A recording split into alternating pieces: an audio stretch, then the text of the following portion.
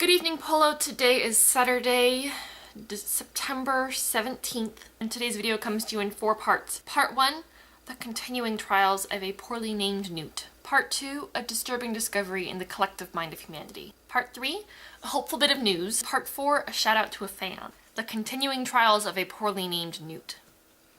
So last time, you added, in a panicked rush, she emptied her pockets of the things she had stolen, gathered her coat and scarf and mittens, for it was very cold outside, and scampered out the door. Babbity Rabbity rushed down the path into the woods, blinking back the tears that Mrs. Figgity-Riggity had caused by yelling at her, when suddenly, and just as a reminder, the entire story is in the doobly-doo. Eventually we're going to have really long doobly-doos because knowing us, this story is going to get really long really fast.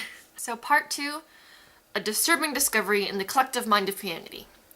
So Kim, both of us are nerd fighters, both of us have seen the Google autofill once again proves that people are weird videos. We know that people really search really odd things sometimes and that people are kind of stupid.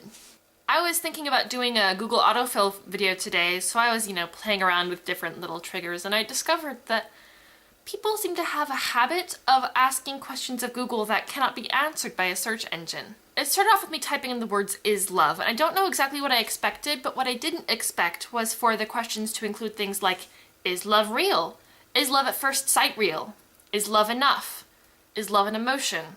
Is love a choice? Is love worth it? Now also, they're very clearly things that a search engine cannot answer for you. There's things you sort of have to figure out for yourself. I was messing around some more, trying to find something that was, fun to play around with, and I typed in "am I?" and I came up with "am I pregnant? Am I pregnant quiz?" Now at first, also, am I fat? Am I depressed? Am I gay? Am I overweight? Am I an alcoholic? I don't think Google can answer that for you. Most of those, figure out on your own or see a doctor. My next one was "will I?" and it came up with questions like, will I ever find love? Will I ever get married? Will I get the job? Will I ever be good enough? And then I started noticing a recurring theme, so my next thing to type in was "does he?" And it came up with questions like, does he like me? Does he like me quiz? Does he love me? Does he love me quiz? Does he like me quizzes? Does he really love you? And does he really like me signs?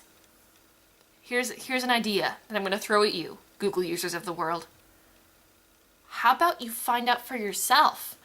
Because I'm pretty sure that as intelligent as Google is, it doesn't have a direct link to the brain of the person that you like. And then we move on to "does she?", which includes questions like, does she like me? Does she like me quiz? Does she love me? Does she still love me? Does she love me quiz? Does she really love me? Does she like me more than a friend? Again, figure it out for yourself. I mean, I know it's scary to handle these things in everyday life, but Google cannot answer these questions for you. So just stop asking Google these things. Part 3, a hopeful bit of news. I have some good news. I may be coming to Boston in November, earlier than we thought I would, because I'm trying to convince my mom to take me out to the East Coast in November to see colleges, including Boston Conservatory. And finally, part 4, a shout out to a fan. Now, Kim, every time we post a video, we post it to Facebook to show each other. And then we also tag one other person, which is Eric Schleck. And he's very adorable and very sweet, and he always compliments us on our videos, and he keeps asking us if he can do a cameo because he wants to be in our vlogs, but I haven't seen him anytime I've had my video camera. So, here is Eric Schleck for the world. I love you, Eric. Kim, I'll see you on Tuesday.